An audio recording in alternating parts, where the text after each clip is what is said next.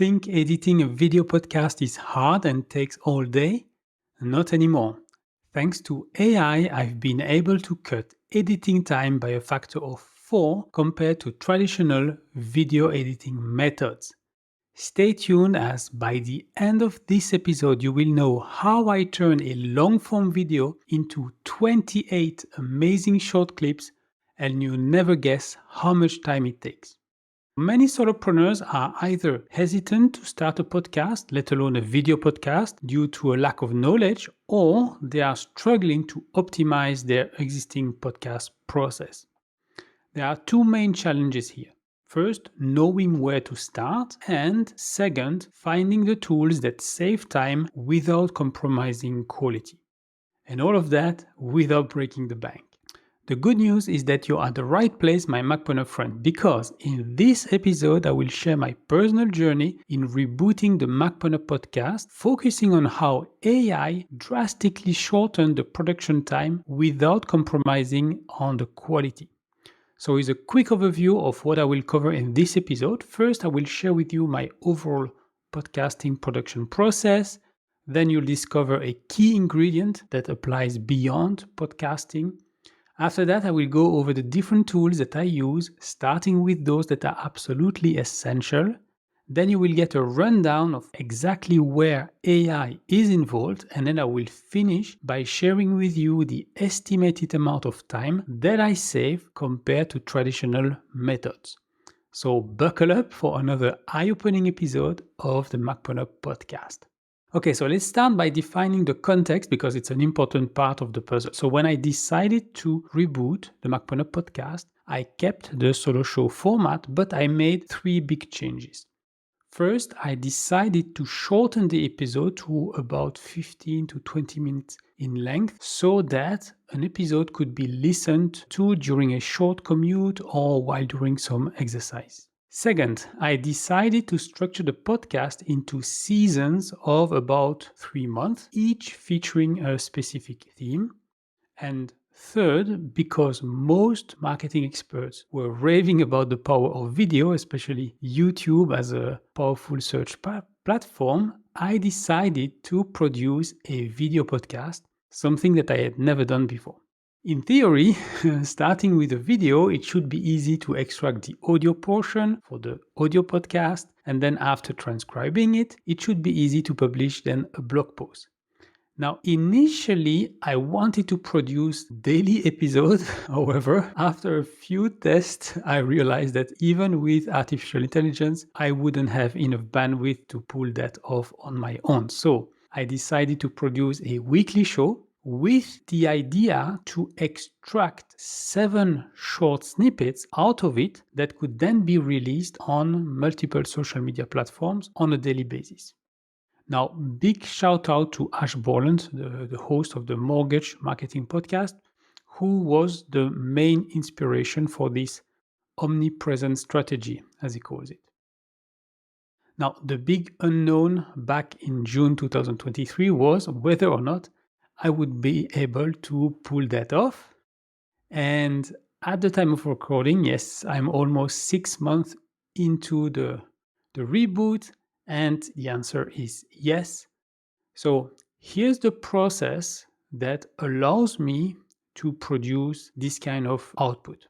Before the season starts, I will choose the theme for the season, then I will brainstorm topics for the episodes, and finally I will decide on the lead magnet or the lead magnets, if it makes sense to have multiple ones. Then, for each episode, there are roughly 8 steps. First, I will brainstorm the problem that will be addressed by the episode and the solution, and then I want to prepare also a rough outline based on the topic. Step number 2, I will then refine the outline. And then step number 3, I will come up with a YouTube framework, a hook, and a foreshadow. Step number 4, I will prepare the Keynote slides, which means the script in the presenter's note, and also B-roll images and animations. Step number 5, I will record the episode. Then step number 6, edit it. Step number 7, publish it in 3 formats, so video on YouTube, audio via Buzzsprout, and text as a blog post on the Macpreneur site. At this stage of the process, the weekly content is covered. The very last step consists in creating and publishing daily short-form videos on 4 platforms: Instagram, Facebook, YouTube, and LinkedIn. Before going through the list of tools that I use, I wanted to quickly mention a key component of my process that applies beyond podcasting, and it is standard operating procedures, or SOPs in short.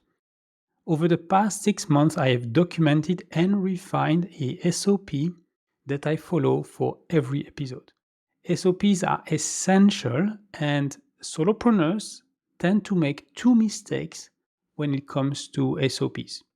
First mistake, they don't feel they need to document their processes until they hire a VA or they offload a series of tasks to a VA.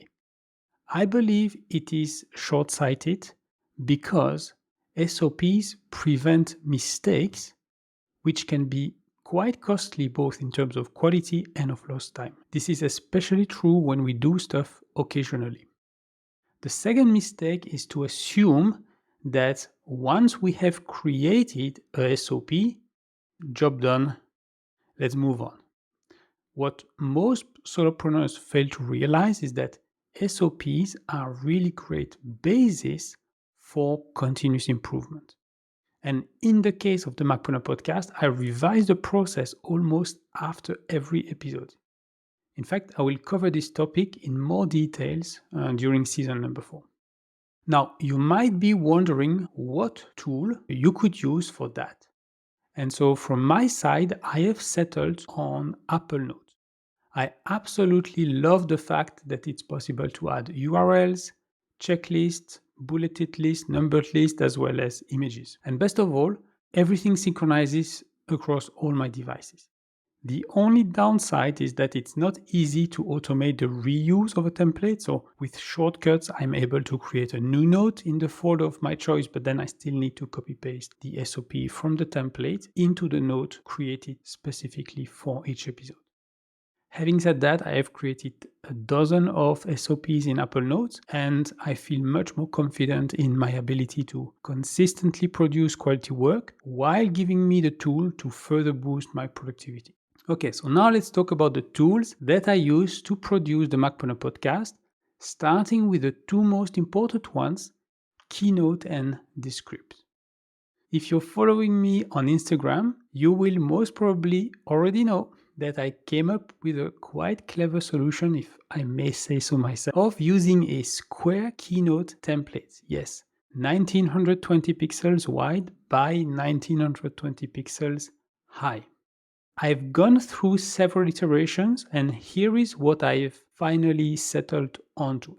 In the top left corner, I have put the iMac screen with a live feed from my iPhone at roughly a 45-degree angle. I have a box with my name, and I have the title Technology Mentor as well in another box. In the top right corner, I have the Macpreneur logo, a text box, and any B-roll material, so images or videos. And then in the bottom right corner, I have the direct feed from the built-in webcam of my iMac. And so this trick allows me to record once and then use the same footage that I can crop both for YouTube and social media. So for the YouTube video, I will only keep the top part in landscape format, so 16:9 aspect ratio. And for social media, I will keep the right side, and it will be then vertical 9:16 aspect ratio. And so rather than being an afterthought, which usually means requiring more tools or more recording, with this method, repurposing content is baked into the production process. This trick might not work for everyone, and I'm fully aware that selfies taken from a smartphone might be more appealing to certain audiences. In other words, it's entirely possible that with this approach, I am sacrificing effectiveness to gain efficiency.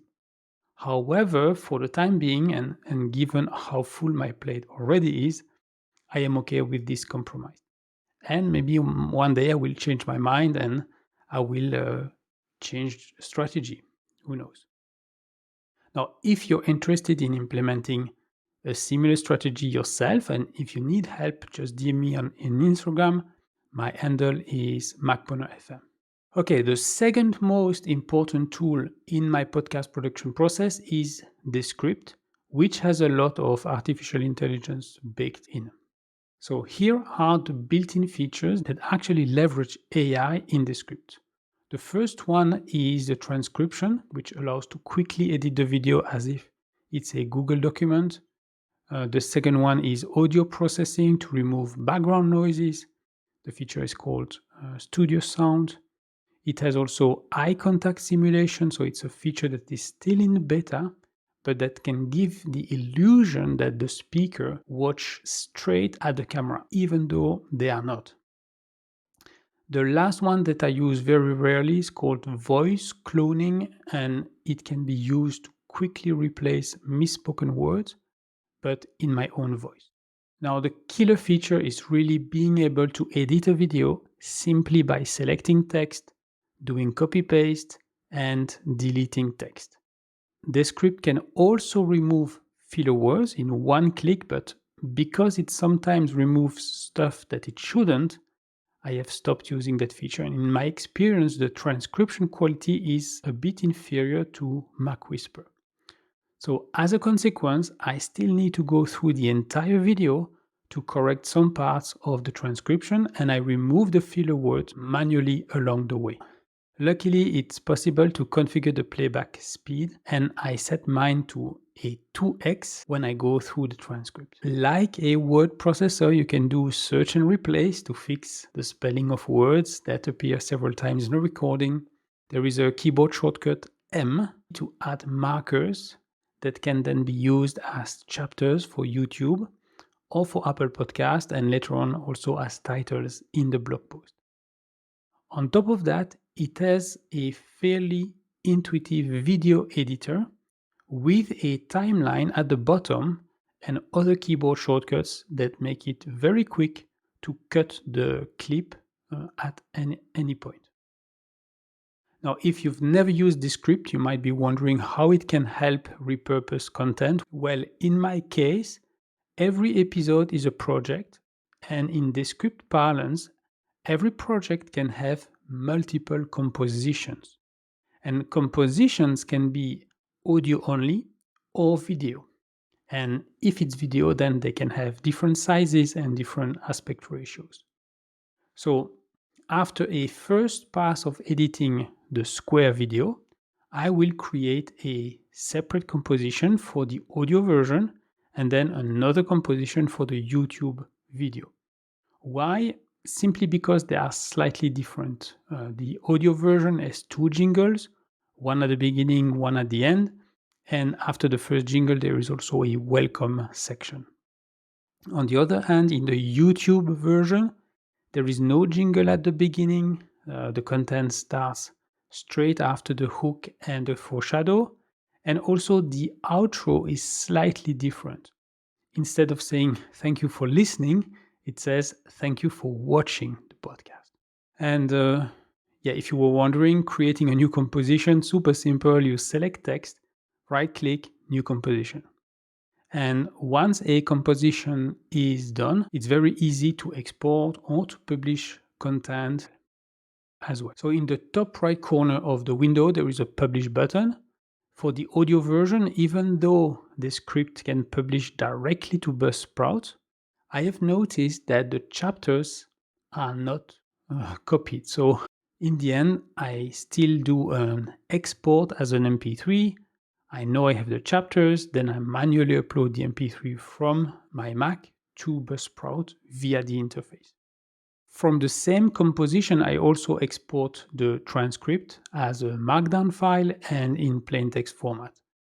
The Markdown will be used later on for the blog post, and the plain text format is used to brainstorm potential episode titles with ChatGPT.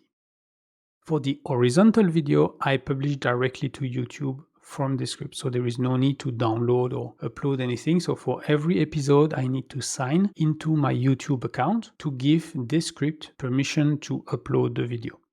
After that, I double check that the chapters are included in the description. I defined the category, the tags, and then in a matter of minutes, the video is available in YouTube Studio, ready for me to do the finishing touches.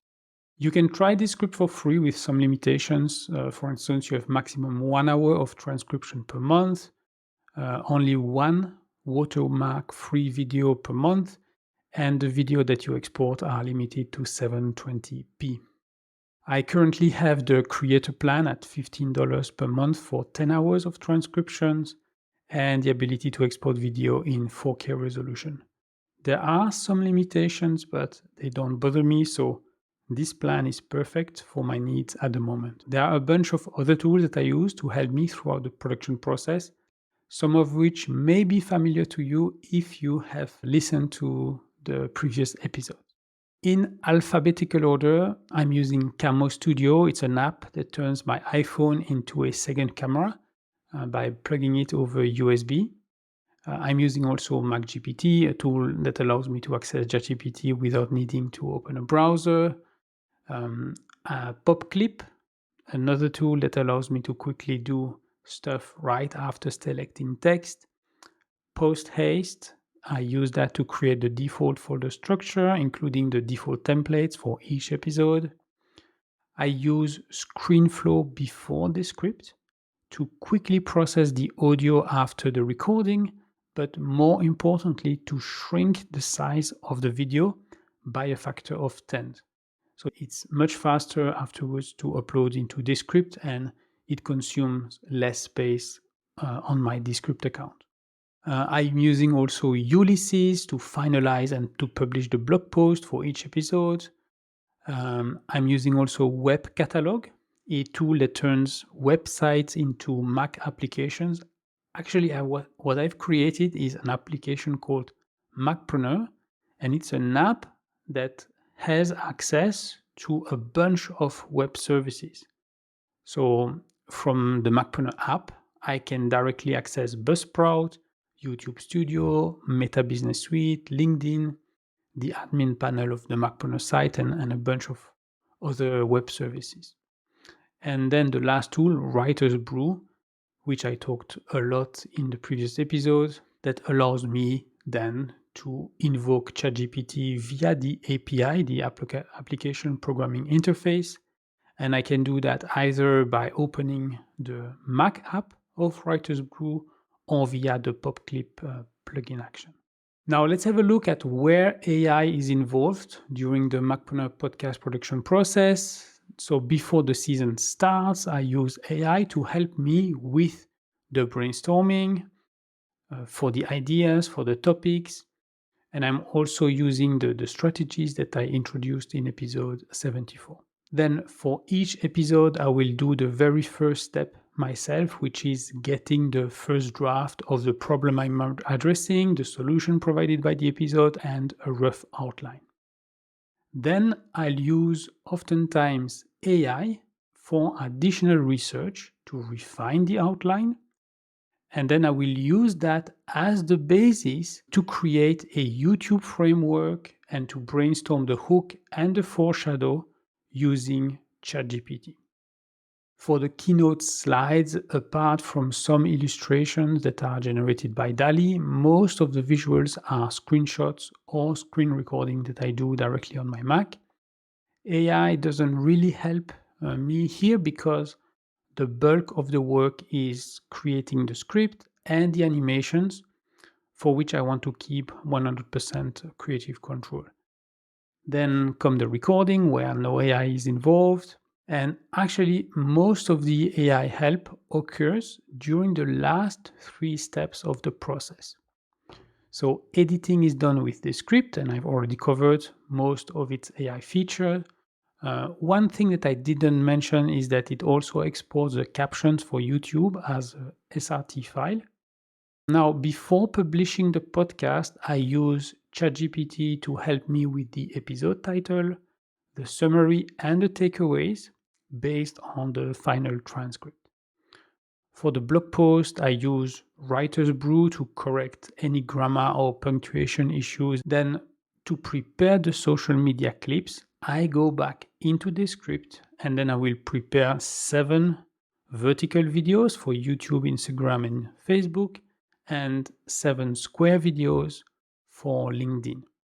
For each of these videos, I export an MP4 file, the transcript in text format, and the captions.